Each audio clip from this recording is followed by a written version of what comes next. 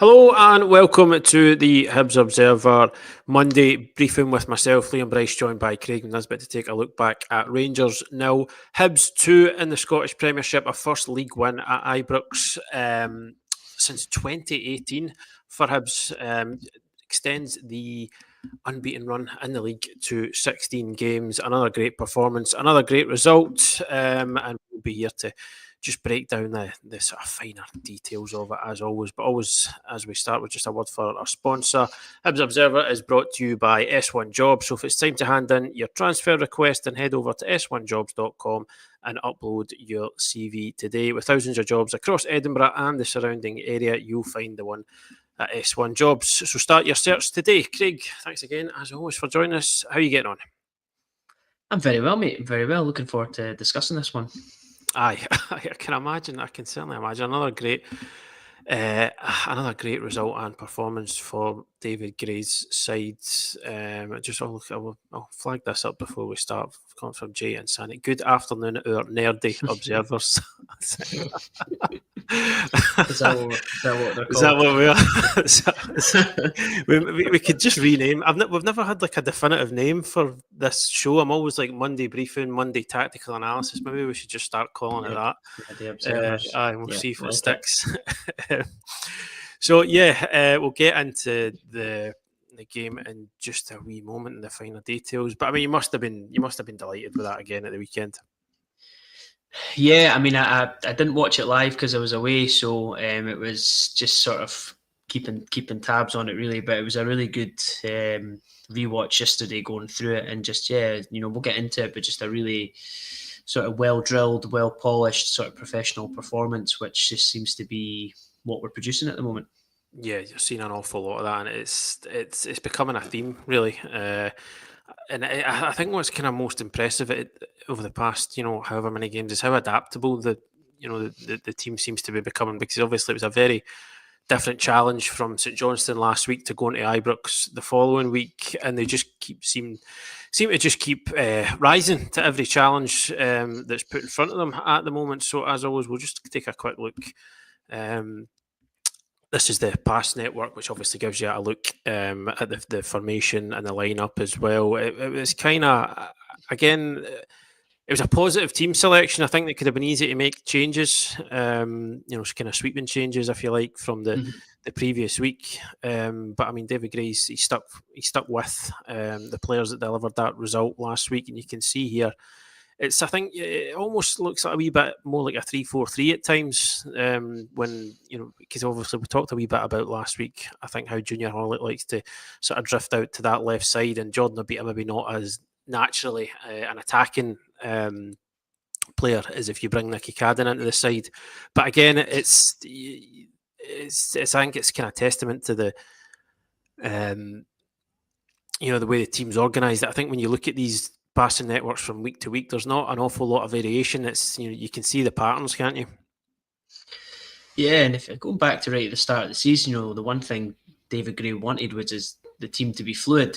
I mean, he spoke about that, how he wanted them to be able to adapt, and you look at that, and Obita, Iredale, Bashiri, and Miller could easily become a back four. Miller can slot in there, and then Chris Cadden can play wide right. Hoilett can play on the left. You can have two up. You can go from a 4-4-2 there. There's just so much fluidity in the shape, and it was interesting watching the game back and seeing Boyle and how much he was dropping back into support and almost making sort of like a midfield four with Kurevich just sort of up top alone. But they weren't ever disconnected. They were always close to each other, and we were able to counter-attack really, really well. So, yeah, going back to the team selection, I thought, Campbell maybe would have came in. He played well there the last time away from home, and these are the types of games he usually thrives in, out of possession, and someone who's willing to work hard, good in the air, and things like that as well. And maybe even Bowie coming in for McCullough, but he stuck with it, and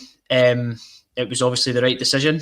And this team, this selection we've got at the moment, it just seems to work so well. And Triantis and Levitt getting minutes in the middle together.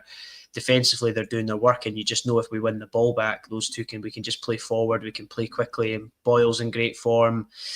It's just everything just seems to be clicking at the moment.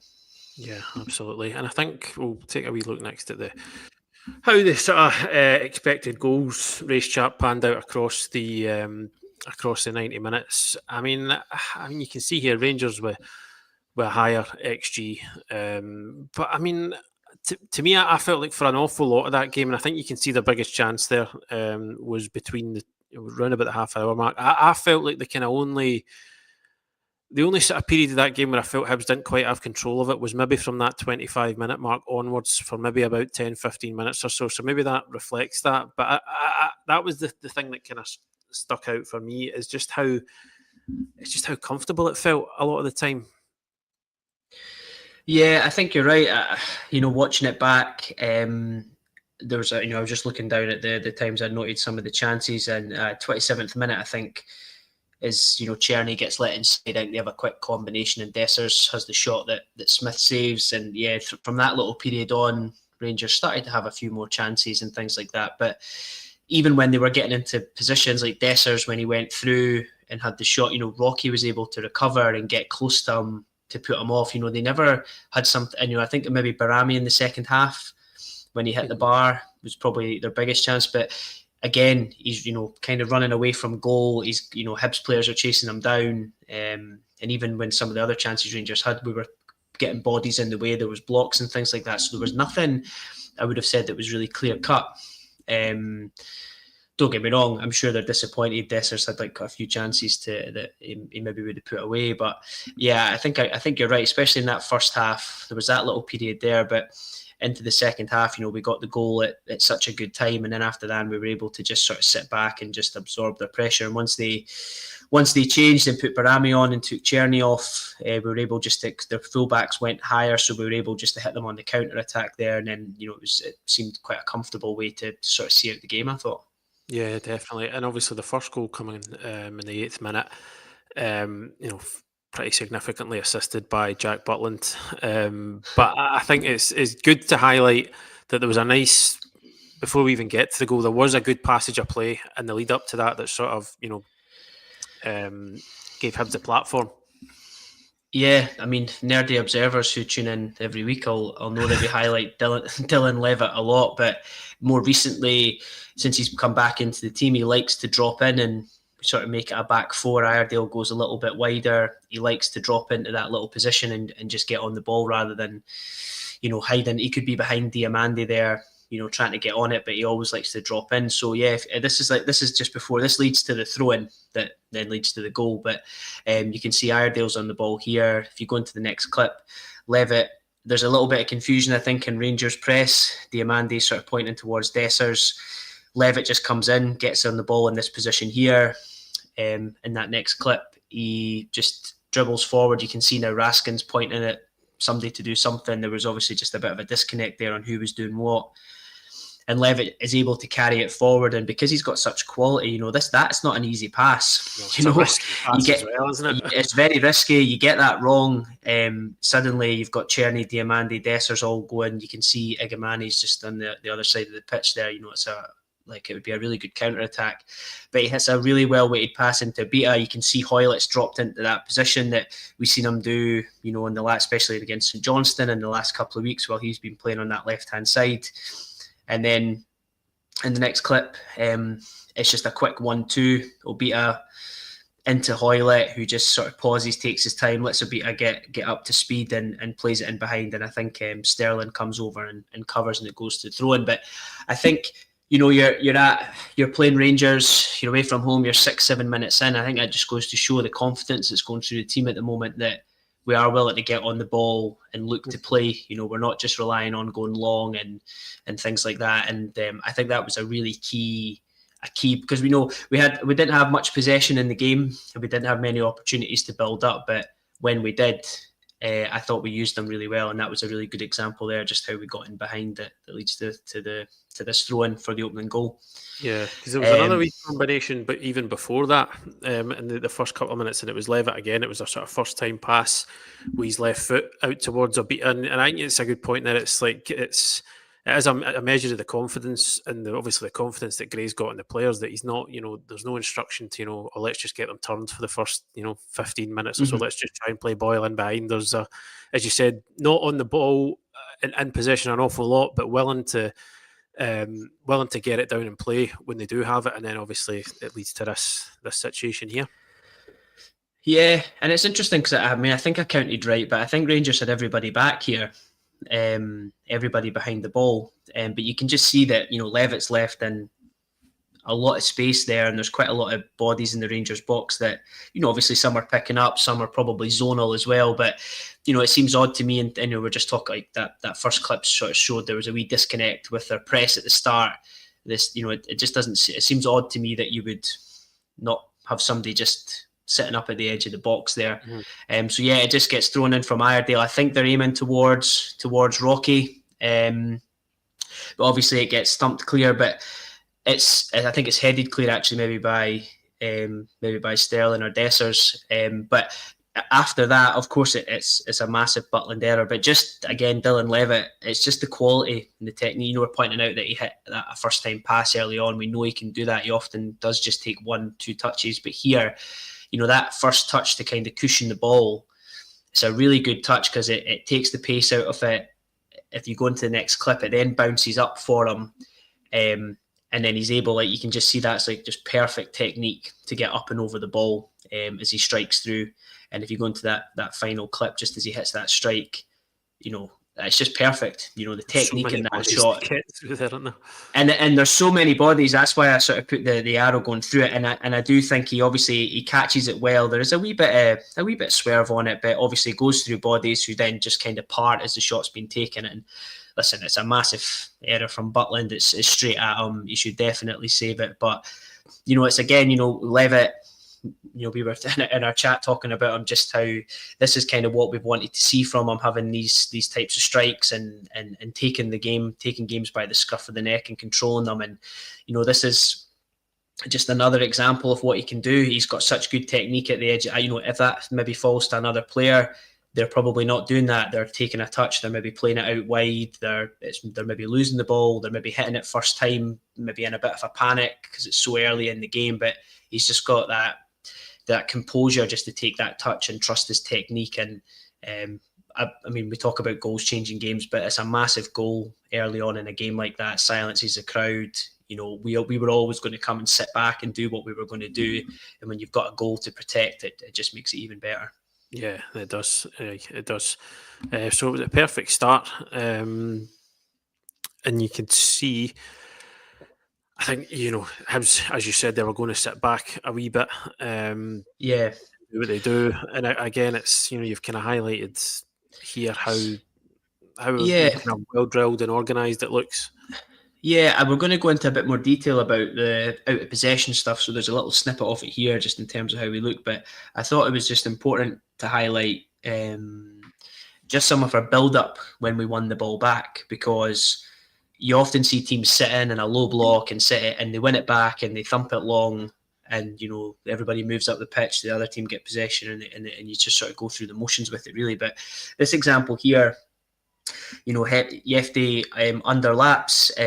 You can obviously see Miller going across the track, the run, and the ball goes out towards Igamani. If you go into the next clip, Igamani sort of cuts inside and tries to hit a really long ball over the top. And it was kind of a feature of Rangers a lot in the first and in the second half. They were having to go long. They were really struggling to play through us, so they were trying these long balls, and they're really difficult in that position, because if you underhit them, which they do in this example here, it leaves you open to a counter-attack.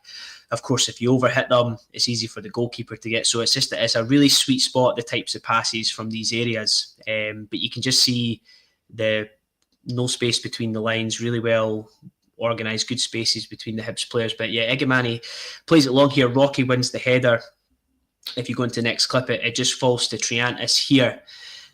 And again, another player gets on that ball, maybe just thumps it away, clears his lines, but Triantis actually takes 2 or 3 touches here just to set himself. And if you go into that next clip, he just pulls, Yefte across, Raskin across, Diamandi's worried about Levitt.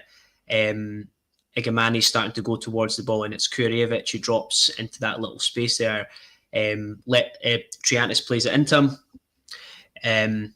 He could go to Obita there. He maybe should have. Maybe Gray would want that. But actually, he just pops it back into Iredale.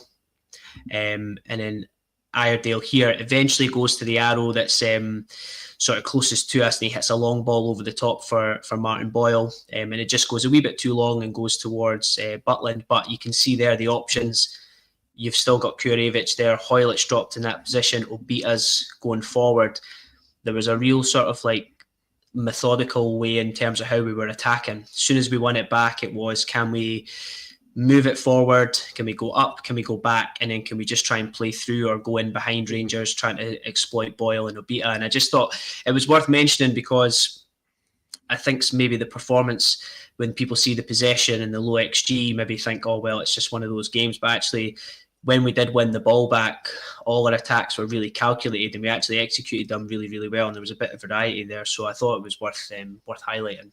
Yeah, absolutely. It was again. That was when I was talking about earlier on about how comfortable it felt. I didn't really necessarily just mean from a defensive point of view. It was kind of moments like this. There was plenty of them throughout the game, and again, it's just a mark of Hibs' confidence, really. Is this clip in the wrong order? Have I made a mess of this? No. This is perfect. I'm always just following the timestamps, and then when it jumps back in time a bit, I get a bit alarmed. Yeah, no. That's me. When we put these PDFs together, that's me doing a ridiculous order. No, that's me doing a Tarantino sort of style here by jumping back in time. But this is just to highlight the shape. So if you watch the video that we did with St. Johnston, because St. Johnston had a fair amount of possession as well, and we sat in this sort of 2-3 shape, and we do it quite a lot. And if we're playing against a team, maybe a St Mirren or a Motherwell who play the same system as us, then you often see us like this. But when we come up against a team that have a slightly altered system like Rangers do, we have to adapt a little bit. So here, we've got you can see we've got Levitt and Triantis as the two, and then you've got Hoylett on the left, Kurevich in the middle, and then Boyle on this side. And what we're trying to do is stop Rangers playing through, and we're happy for them to go wide. We just want them to go into that wide area. So in this example, Suter plays it out. So if you go into that next clip now, if we were playing against a team that had wing backs, it would probably be Chris Cadden going out to close this down and putting pressure on the wing back. But in this example, it's Boyle. So Boyle will break away from that 3 and come out towards Jeffy in this example. You can see Chris Cadden is picking up Igamani down there, and then you've got Miller, we've got Rocky, we've got Iredale, you've got Obita on the far side, and then you've got everybody shuffling over. So you've got Triantis coming across, Levitt dropping in to where Raskin is, and Hoylett moving inside as well. If you go to the next clip, we forced them back in this example, and all I felt that Raskin and Barron were really able to do in the game was just these little bounce passes. They were able to get on the ball, but all they did was bounce it back towards Suter or towards Sterling, which for us is really comfortable. We're happy. We're fine with Suter and Sterling on the ball. Raskin drops in this next clip, but you can see as soon as he drops in to get it, Kurevich goes to press. He knows that's a trigger to go and press, because we don't want Raskin on the ball because he can split a line. He is good in possession. So that's something we want to stop. And what I did think was quite weird was Rangers sort of like kept trying to invert Tavernier into the middle of the pitch, which I actually think just blocked off the middle, made it really congested, which is what we wanted. And if you go into this next clip here, the ball eventually, Raskin gets pressured by Kurevich, goes to Sterling. Sterling's now on the ball, and I think between him and Raskin and Suter, we're probably happy with Sterling playing the ball. Czerny's dropped almost to the halfway line, and you're happy Czerny getting the ball there, because he's got a lot then to go and do in that position. And actually the ball that Sterling chose to play, is a sort of 30-yard over the top ball for James Tavernier to run in behind. I'm happy with that. That's no problem at all. And you can already see Iredale is making the run, Rocky's covering, and Triantis and Levitt are close enough to get back for Diamandi as well. So that deep run in behind the sort of left and right centre backs, in between the full backs, is the danger point of our system. but Rangers very seldom used it. I think it was only really when Barami came on and he had the chance that he hit the bar. That's where he did a deep run from the middle and it caught everybody out. Yeah, but they just never used it. No, they at didn't all do that in the game. Yeah, that's why I was so taken aback by that moment, because it was unlike anything they tried at any other point in the game. Yeah, I don't know why they did. Yeah, and I think I mean I've not watched a lot of Rangers, but Raskin and Barron strike me, they're quite similar players. So I didn't having two deepish players there didn't really make a lot of sense, and Diamandi just couldn't get in the game, and obviously Egamani playing on the wide area, so they did really play into our hands, I suppose. But that was just and listen, I could have clipped so many different examples of the shape moving back and forth. But we'll go in. There's another one I wanted to highlight here, where this time it's on the left side. I wanted to highlight it because, of course, Rangers, they do gain territory. They did get forward. Obviously, they weren't just sort of playing the ball about the halfway line. So in this example here, Egamani gets on the ball. He looks to cut inside, which we know. You can see Jeff Day coming forward, and this is where this is the to highlight Martin Boyle. He's willing to come back into this position. You can see here he's now picking up Jeff Day to leave Lewis Miller inside, so we can keep that nice tight back three. If Miller comes running out there, there's a big gap, and maybe Raskin does run into that space and Rangers get a ball in behind, but we're willing to do the hard yards, we're willing to do the running, so Egamani comes inside. Now you can see the ball goes back, and usually for most teams, if there's a pass going backwards, it's usually a trigger to go and press and to move forward. So you can see as soon as it goes back to Barron, Triantis is comfortable enough to break into that space. Miller can then pick up Raskin, so he's just sort of behind the referee there as well, knowing that actually if Barron tries that pass, we can get a lot of pressure on him straight away. And if you go into the next clip, and then Hoylett's obviously tucked over with Tavernier, but again, we now force Barron back. You can see Kurevich is already on the move, and then we force Rangers across. Now, they eventually get the ball out to the other side, and you can see there's Czerny now picking up the ball in this position, which again, you're kind of happy with him there. If he comes inside, there's a lot of bodies in between there. Levitt picks up Tavernier, and you can see Triantis tucking back across. So we just kept, as Rangers moved the ball from side to side, we just kept shuffling and almost sort of trying to tease them into playing it inside so we could win it and go on the counter-attack. And the only times Rangers really created, I think, in the first half was when Czerny managed to cut inside. And he very seldom did it. And even if he did, there was usually bodies there to stop him. I thought it was a masterclass from him in defending Czerny. Czerny's done some serious damage for Rangers in European games and things like that as well. But Obita just marshalled them so well, helped by Iredale and Levitt and Triantis on that side as well. So that's kind of where we were limiting Rangers to these opportunities.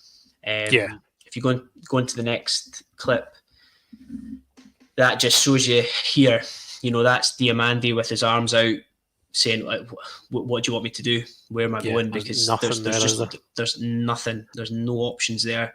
Any pass, there's instantly going to be pressure. Again, you've got Tavernier sort of in an offside position. Yeah, you can see Desser's making a run there, but that's a really hard pass to clip that in behind. So, I guess it just shows you that shape and just how compact and tight we are in those moments. Yeah.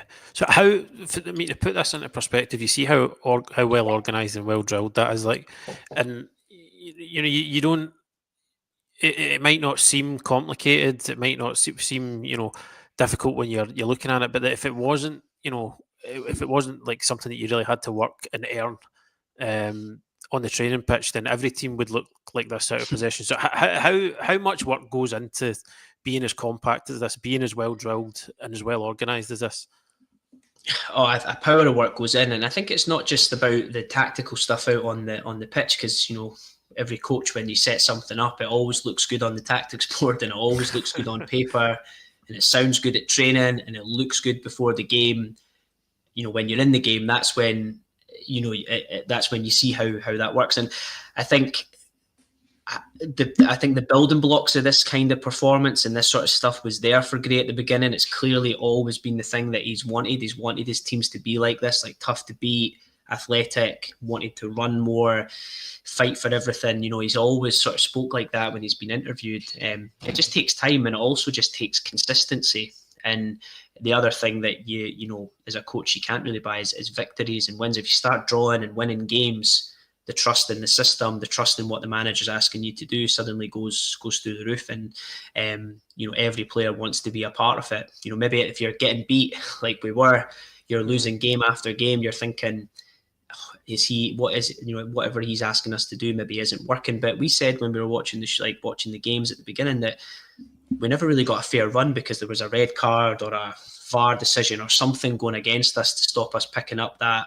win or that draw, the thing that was going to change it. So it's a power of work that goes into it. And especially all these little moments where players are running off people and passing players on and all those different things. It's so difficult to do. And I think it's just been a mix of persevering with that, the change in shape, and then just the personnel that have come in. And as you said at the top of the show, it's evolved. A few weeks ago, we weren't talking about Hoylett and Levitt, but they've come back into the team now. Kurevich come back into the team and are performing really, really well. So even just as we've talked about, his man management and the way he works with the players, he's bringing people that looked like they were out in the cold. He's brought them back in, and they're playing such a key role for us now in this final part of the season. Yeah, absolutely. Yeah, it's to get the buy-in as well. I think, or to retain it, I think is maybe one of the most impressive things, because if you've kind of alluded to there, obviously when managers come in and they're wanting to implement something new, they're wanting to change a lot of things. It is only right that they're given time to do that. But I think on a run that Hibs went on at the start of the season, there does come a point, even if the ideas are good and there's you can pick out you can see wee seeds being sown through it. If you're not picking up wins and results and you're just constantly losing games, it must be so hard to retain that buy-in from players at times, because I think you've seen it plenty of times. I think where there's teams where it's there's maybe the basis of a good side, but if they can't all bring it together in time, players maybe start checking out. The commitment's not quite there, the belief in it isn't quite there, and then I think that's usually what can do for a manager in the end. And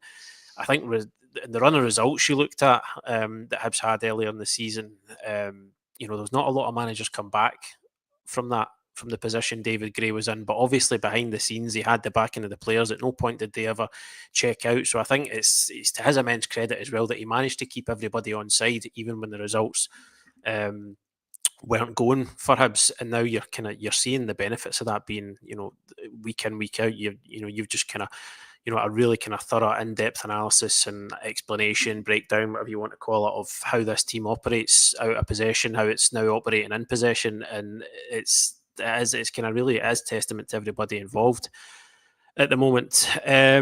So just moving on into the second half now.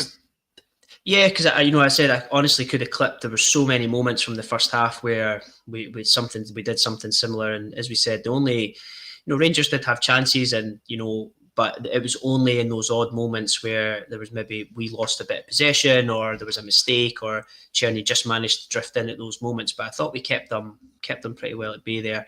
But into the second half, as Rangers start to chase the game a little bit more, we were still able to keep doing what we were doing. And then, I wanted to highlight again just what we did with the ball when we won it back, because we're really dangerous in those positions. So in this example here, Diamandi picks up the ball wide. You can see Chris Cadden's already closing them down.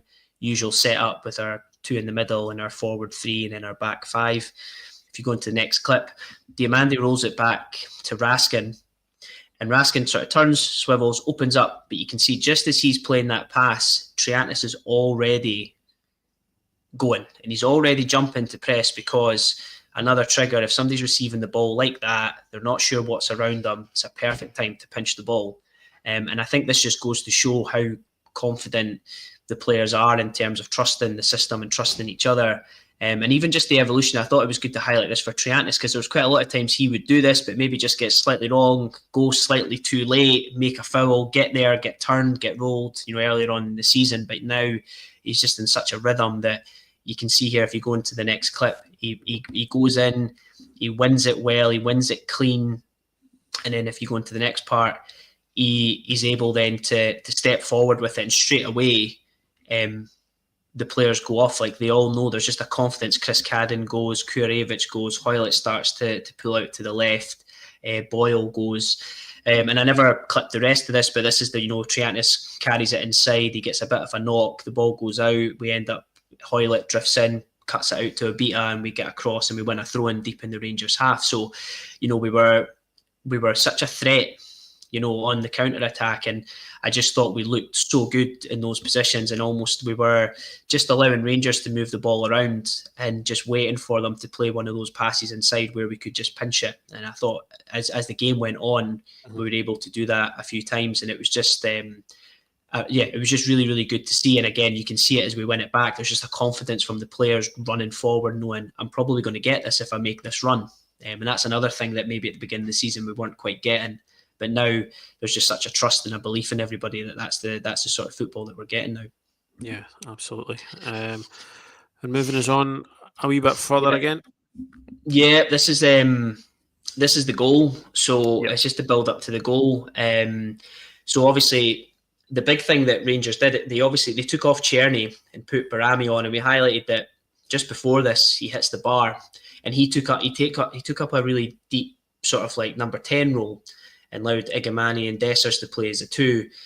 Now, if he's running deep from there, it's hard for Triantis and for Levitt to track that. And then the back 3, if they're already picking up Dessers and Igamani, it's quite hard for them to pick up a deep runner. So it was quite a good, I suppose, a switch from a Rangers point of view. But then they sort of pushed Jeffrey and Tavernier really high, because they were the only players that could then offer any width, which for us was perfect, because then we can just win possession back, and we've got Boyle, we've got Kurevich that can run, we've got Campbell that can run. So it kind of played into our hands a little bit. So here, Campbell's on, fresh legs. There's a poor touch, I think, from Barami. And here, Campbell gets across. If you go into the next clip, he wins it back cleanly. He's able to hold it off. He pops it into Abita. And, I'd love to say Jordan Abita, I meant this pass, but he's... I don't know if he's claimed it or not. As long as it gets there, that's all that matters.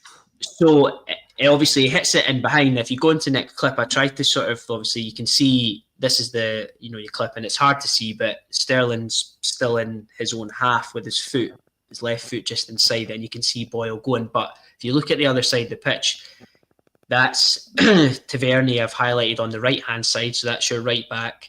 And then in the blue circle on the other side, that's Jeffrey, so that's your left back. And that's actually Diamandi, who I'm not actually sure where he's currently playing at this moment in time. So they just became really, really unbalanced with that width. And obviously, you can see Souters sort of looking across, pointing at picking up. I just don't think they realised Boyle was there, or he thought somebody was picking him up. It's a really strange one. But once it goes in behind... We spoke about Boyle earlier in the season about his finishing, and I just think his touches, if you go back and watch the goal, the first touch is great. He gets it under control. The second one, he just takes it in closer towards the penalty box. If you go into that next clip, he gets he's obviously knowing that he's going to get pressure coming from behind, and actually he takes this next one, like a little third one, just to sort of set himself here, just before he shoots. And actually you can see Butland already starts to shift a little bit. And then obviously just as finish, he just rolls it underneath Butland and through his legs. But I just thought it was great because... That's a good clip, that. Straight through him. Yeah, straight through. Straight through him. But it's when Boyle runs in behind there's still a lot to do. And I think Boyle in the past, we've seen that sometimes when he has a lot of time to think about finishes, they can sometimes be difficult, but that one there just shows you how confident he is. It was just 3 touches to 2 big touches towards goal, a third one just to set himself, and the fourth one just a really measured finish past Butland, and obviously it was onside as well. And again, after Rangers made those changes, Hibs had made changes as well for Campbell and for Bowie to come on and to get the goal there, just sort of sealed the game really there. After that, we just set up in that same shape. We had our 5, we had our 2 and our 3, and we just let Rangers move the ball side to side. Occasionally they got it into the box. Of course, they're going to do towards the end of the game, but we dealt with it well. I thought some big performance. Like Obita, I thought was excellent, but I thought Rocky was excellent again. Just the way he marshals that back line, and the defensive duties, the work he did on Dessers. He was always close by, even if Rangers did have chances. He was always near to just put players off as they were striking at goal. And across the pitch, it was just fantastic. Smith made the saves when he needed to, some really good 1v1 stops as well. And just everybody across the pitch just performed so well. And it was just that perfect away performance and just a perfect result. And, I know the XG tells a different story and the possession and all that. But I listened to obviously the interviews after the game, and I think Barry Ferguson actually summed it up pretty well. He said Hibs outworked us, they outfought us, they had better quality in front of goal, they deserved to win. And I think that's pretty much how the game went. Yeah, it was a pretty honest assessment, I thought, and it is, as you say, that it is. We talk about expected goals and whatnot on this, on the show quite a lot, and then in the on the website as well. But like we've never claimed it to be the be all and end all, and I think this is a kind of a game that sort of epitomises that, really, isn't it? Because it was far more in control and far more comfortable for Hibs than that particular metric would suggest, really, isn't it? Yeah, I think that Rangers, they obviously had chances, and they always will. They're at home, they've got good quality. They're still playing in Europe, so they're obviously got something about them. But I thought we limited them to chances where we were still able. I don't think they ever cut us open and anything clear cut. And the same for Smith as well. There were always chances they were going away from goal and under pressure and things like that. And, when we had our moments, especially that moment with Boyle, we were able to take them. And, we've had these performances at Celtic Park as well, where we just weren't able to take our chances in those moments, and Celtic were then able to go and score and things like that. But, just the way that Gray's got us playing, and the way we can set up and play like that away from home, but also at home as well, because there was elements of that performance we saw against St Johnstone as well, who looked to play out from the back. It just shows you this team are morphing into what Gray wanted, which is to be really flexible.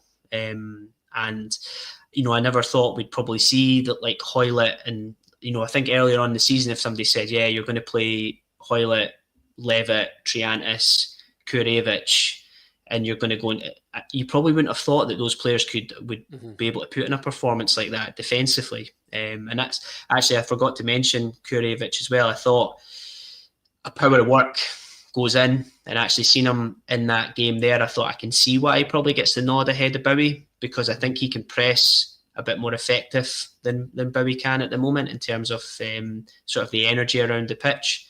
And I actually thought his hold-up play was much better. Yeah, as well. It was much better. And you can see that's why he's in there. And obviously, when you bring Bowie on, it's a bit more different. You can go a bit more direct, a bit longer. He can hold it up and use his strength and buy you free kicks. But actually, the two of them now, there is like quite good competition for a place there. But we go into the final game on Sunday, and I actually think Dundee will probably do to us what we just tried to do to Rangers. I think they'll come and sit, and they'll come and set up, and they'll look to, catch us on the counter-attack as well. So it'll be interesting to see how the team adapt and get ready for that game on Sunday. Yeah, completely different challenge again. But Hibs are rising to everyone that's put in front of them at the moment. So yeah, onwards and upwards to that game on Sunday, the last game before the split, and then we're really into the business end of things after that. It's really, really tight in this race for third place and getting into Europe. So, I mean, it's this game against Dundee is just as important as all the rest of them at the moment. So we're building into that as we move through the week. But for now, we're going to leave it there. Folks, thanks as always, Craig, for joining us, for your insight and analysis. Hope you enjoyed that as well. Folks, if you've not subscribed to the YouTube channel, but you like what you see on here, please do consider hitting the like and subscribe button. It helps us continue to grow the channel, and then obviously you'll get a wee notification every time we go live with one of these videos as well. So yeah, thank you very much for joining us, folks. We'll have plenty of content on the website through the week, building into that game, as I said. So we'll speak to you again very, very soon. Hope you enjoy the rest of your week. Cheers. Thank you.